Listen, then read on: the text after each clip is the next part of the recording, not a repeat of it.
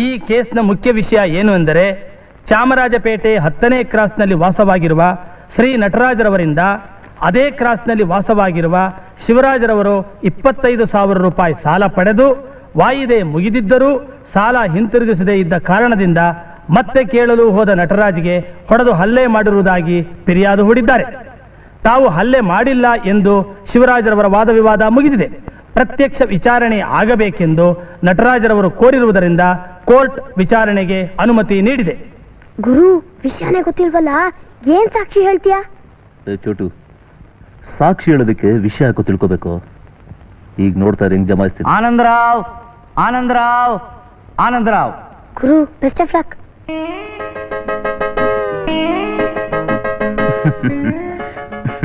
ಏನಪ್ಪ ತಮ್ಮ ನಿನ್ ಹೆಸರು? ನಿಮಗೆ ಕಿವಿ ಕಿವಿಡ ಅಲ್ಲ, ಯಾಕೆ? ಅಲ್ಲ ಸರ್, 3 ಸಲ ಬಡ್ಕೊಂಡ್ರು, ನಿಮಗೆ ಕಿವಿ ಕೇಳಿಸ್ತಿಲ್ವಾ? ಕೇಳಿಸ್ತಪ್ಪ, ಆದ್ರೂ ಫಾರ್ಮ್ಯಾಲಿಟೀಸ್ ಅಂತ ಇದೆಯಲ್ಲ ಕೋರ್ಟಿಂದು, ಅದಕ್ಕೋಸ್ಕರ ಕೇಳ್ತಾ ಇದೀನಿ. ಏನ್ ನಿನ್ ಹೆಸರು? ಇದೆಲ್ಲ ಕಾಮನ್ ಸರ್. ಈ ತರದೆಲ್ಲ ಕೇಳಿ ಕೇಳಿ ಜನ ಬೇಸತ್ತು ಹೋಗಿದ್ದಾರೆ. ಏನಾದ್ರು ಸಮಥಿಂಗ್ ನ್ಯೂ, ಫಾಸ್ಟ್ ಆಗಿರ್ಬೇಕು. ಡೈರೆಕ್ಟ್ ಪಾಯಿಂಟ್ ಬನ್ನಿ. ಓಕೆ, ಪಾಯಿಂಟ್ಗೆ ಬರ್ತಿದ್ದೀನಿ. ಬೇಡ ಬೇಡ, ನೀವು ಬಾಕ್ಸ್ ಒಳಗೆ ಮಾತ್ರ ಬರಬೇಡಿ, ಅಲ್ಲಿ ನನಗೆ ಕೇಳಿ. ಸರಿ ಸರಿ.